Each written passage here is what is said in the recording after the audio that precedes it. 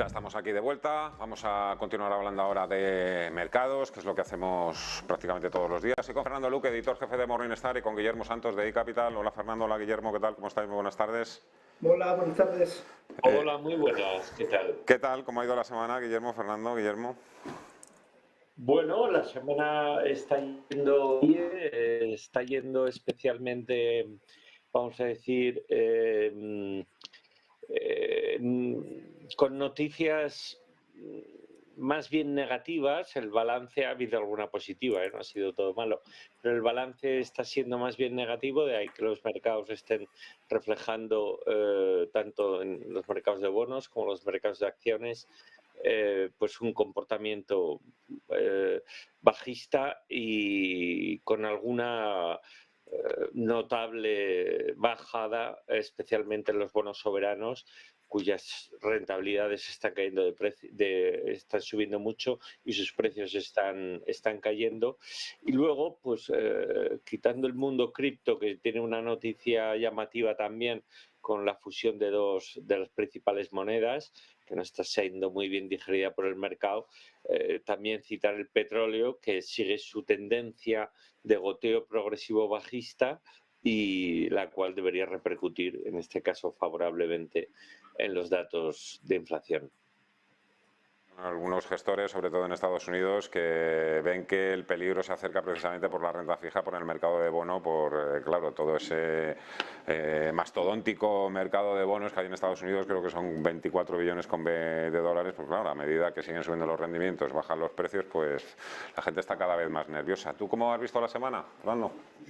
A ver, complicada, ¿no? Evidentemente, con ese mal dato de inflación en Estados Unidos, que ha sorprendido un poco los mercados, pero, a ver, yo creo que aparte del mal dato que hemos visto, yo creo que a nivel de inflación, a partir de aquí, pues deberían moderarse por lo menos las tasas interanuales, ¿no? Yo creo que el problema no es tanto si el dato de inflación va a bajar, que va a bajar, evidentemente, sino yo creo que el problema es ver cómo por las subidas de tipos que tienen preparadas tanto la FED como el Banco Central Europeo van a repercutir en la actividad económica, ¿no? Y si vamos no sé si, bueno, ya estamos en recesión, ¿no? En Estados Unidos, técnicamente, pero el problema es ver si va a ser una recesión pues muy suave o más pronunciada, y ahí yo creo que pues es difícil anticipar cuál puede ser el desenlace de la subida de tipos de interés a ambos lados del Atlántico. La verdad es que no quedan todavía muchísimas sorpresas desagradables. Yo creo que el desplome del martes pasado en Wall Street hay que verlo más como un revés que como una continuación acelerada del mercado bajista, pero bueno, eso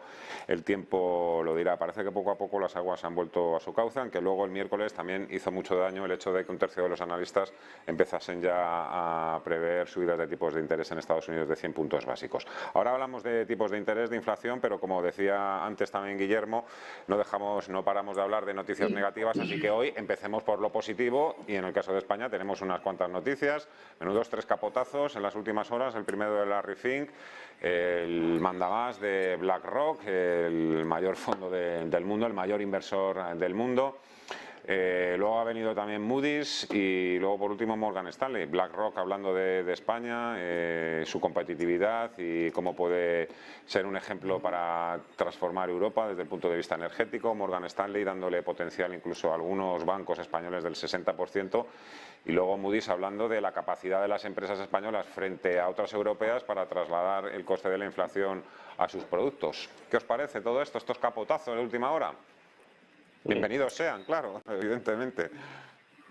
Sí, a ver, a nivel de rentabilidad, pues lo que ha hecho Larry Fink es mirar las rentabilidades de los distintos mercados europeos, ¿no? Y ahí claramente España destaca muy por encima de, no solo de la media, porque por ejemplo, pues la bolsa española con dividendos incluido, pues yo creo que está cayendo en torno a un 7%, pero Francia está cayendo un 12% y sobre todo Alemania, pues más de un 20%. Yo creo que están en torno del 23%. O sea que eso refleja de alguna forma también pues la ponderación sectorial de cada índice, ¿no? En España pues pesan mucho las utilities y los bancos, que es más de un 50% del mercado.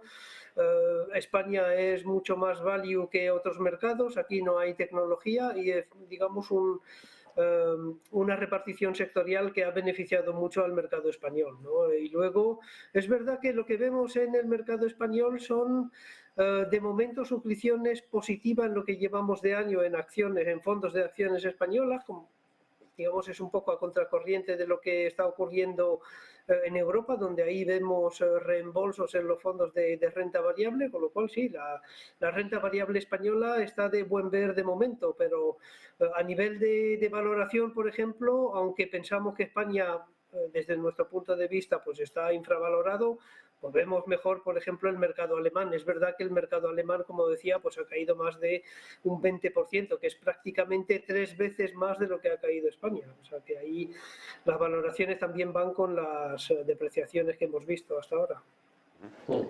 Guillermo. Bueno, aquí lo más llamativo es la visión de Larry Fink, que es el fundador y CEO de BlackRock. BlackRock es probablemente la mayor gestora del mundo. Al final, como se dice en un enfoque práctico de mercados, ¿no?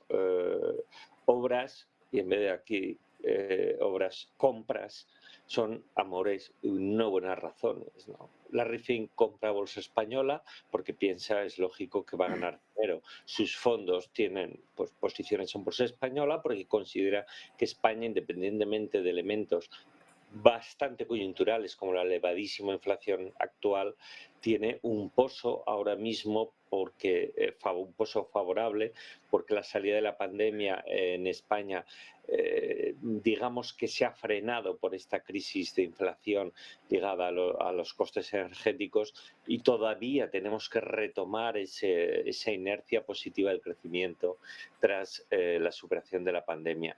No olvidemos que España, además del tema del turismo, servicios en general muy favorable, de un mercado inmobiliario cada vez más, vamos a decir, lanzado, pero controlado. No hay, para mí, y los técnicos en inmobiliario te lo cuentan, no hay una situación de burbuja ni muchísimo menos, por mucho que siempre se ponga que en Madrid los alquileres son caros, pero es que la demanda también es muy alta, ¿no?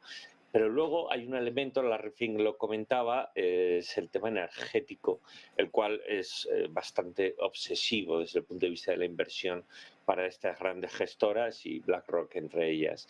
El tema energético es fundamental que España realmente dé el salto y lo sepa, por un lado explicar bien a los inversores, pero también imbricarlo bien en el tejido empresarial español, y me refiero al salto a las energías renovables. España, a diferencia de muchos países de Europa, tiene sol y también tiene viento como otros, pero además tiene una posibilidad de acceso a gas, que es una energía verde declarada por la Comisión Europea absolutamente ventajosa por el tema de África, y luego tenemos una serie de, vamos a decir, de compañías y de distribuidoras muy eficientes. Lo juntas todo y el coste de energía en España debería de bajar. Deberíamos depender menos del petróleo y mucho más de las energías verdes. Entonces, eso Fink lo ve, por supuesto. Simplemente, y con esto acabo por poner el ejemplo, el mejor comportamiento de este año en activos financieros es el Nasdaq ligado a energías, a compañías del sector de energías renovables con subidas del entorno del 25-30%, con lo que a los hechos, como digo, me remito. ¿Cómo va? Tú con los datos en la mano, Fernando, ¿cómo va la exposición a la bolsa española? No sé, en el año un poco, porque, no sé, mes tras mes vemos que hay muchos reembolsos y que la bolsa española tampoco es que esté para tirar cohetes, ¿eh? Sí, a ver, el comportamiento del inversor español ha cambiado un poco, ¿no? En estos últimos años, antiguamente, pues el que invertía en renta variable lo hacía básicamente en renta variable española. Ahora, con la oferta que hay a nivel de incluso de fondos españoles y de fondos internacionales con exposición diversificadas a otros mercados, pues ha bajado un poco, pero bueno, mencionaba que el tema de los reembolsos y suscripciones es positivo en España, aunque en el mes de junio ahí, debido a las caídas del mercado, hemos visto algo de reembolso.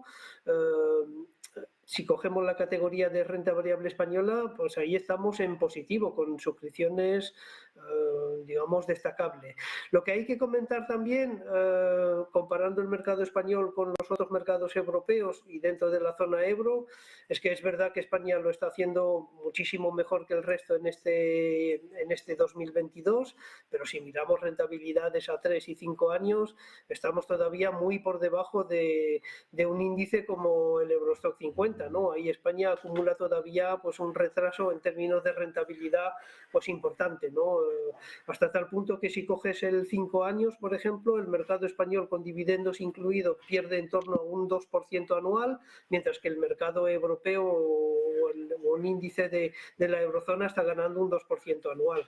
Con lo cual ahí, de alguna forma, pues también tenemos un retraso que recuperar, ¿no? En términos de rentabilidad, pero como decía hace unos minutos, tiene mucho que ver con la composición sectorial.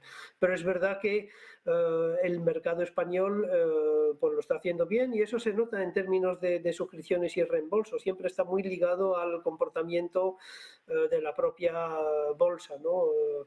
Aparte de que hay un efecto también de que en cada país pues el inversor suele invertir en su propio mercado, que también es válido en Italia, en Francia, en Alemania. Pues aquí el buen comportamiento relativo del mercado español ha hecho que pues, no ha habido sangría en los fondos de bolsa española. ¿Seguirán esos buenos resultados a pesar de que el BCE ya empiece a telegrafiar a los mercados que la próxima subida volverá a ser de 75 puntos básicos? Eso es lo que he querido yo leer por las palabras que ha pronunciado hoy el número 2, la mano derecha de Lagarde, Luis de Guindos. Pues mira, Fernando, es prematuro el anunciar lo que va a suceder en los resultados de la bolsa, pero el fondo es favorable. Entonces, las reacciones sobre reacciones con frecuencia, la del miércoles en Estados Unidos es un caso evidente, ¿no? Por las declaraciones que hubo de los banqueros centrales y demás. Entonces, cuando lleguen 75 puntos básicos más de subida de tipos en Europa, que probablemente van a llegar muy breve, pues no debería de suceder nada extraordinario. El mercado quizás reaccione en un cortísimo plazo de manera negativa, pero debería mantenerse el análisis de los fundamentales de cada sector, de cada bolsa, cada nación específicamente, en nuestro caso además cada zona geográfica como es la eurozona, ¿no?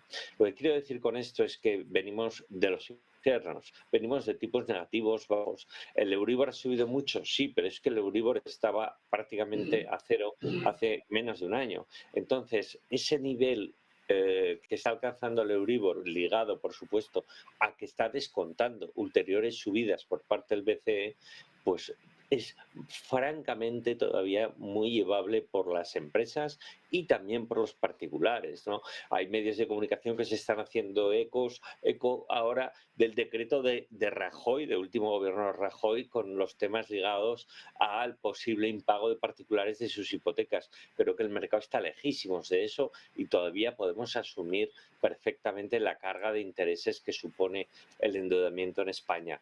Repito, tanto empresas como particulares. El BCE va a continuar subiendo tipos. La inercia de esas subidas de tipos la veremos en varios meses, algunos trimestres, en lo que respecta a la reducción del índice de precios al consumo. El efecto favorable en la inflación lleva un retardo de varios meses. Lo acabaremos viendo. Unido a la caída del petróleo, la verdad, el panorama para ese indicador pues se va mostrando más positivo. No obstante, somos ahora España el país con mayor inflación de la eurozona.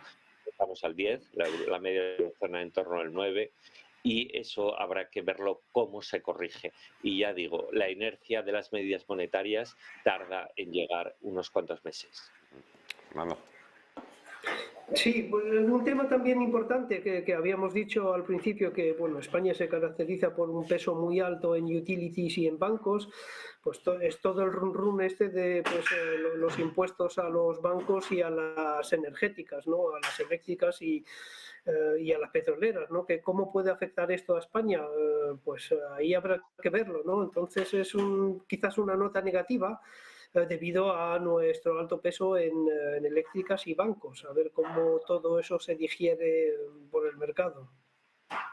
Los bancos corren que se las pelan. Es verdad que cuando sale algún miembro del gobierno para anunciar algún tipo de impuesto, ese día flaquean, pero no, al día siguiente otra vez tiran para arriba, como si de alguna forma pensasen al final todo se va a quedar en nada o casi nada. Bueno, queridos amigos, aquí lo vamos a dejar. Os voy a dejar ya que empecéis a disfrutar de vuestro fin de semana, que os lo habéis merecido, como siempre. Fernando Luque, de Morningstar, Guillermo Santos, de iCapital. Cuidaros. Un fuerte abrazo. Hasta la próxima semana. Adiós. Igualmente. Hasta luego. 2 minutos para la 1 de la tarde, todavía nos quedan los gráficos, nos espera Javier Alfayate de GPM, enseguida estamos con él.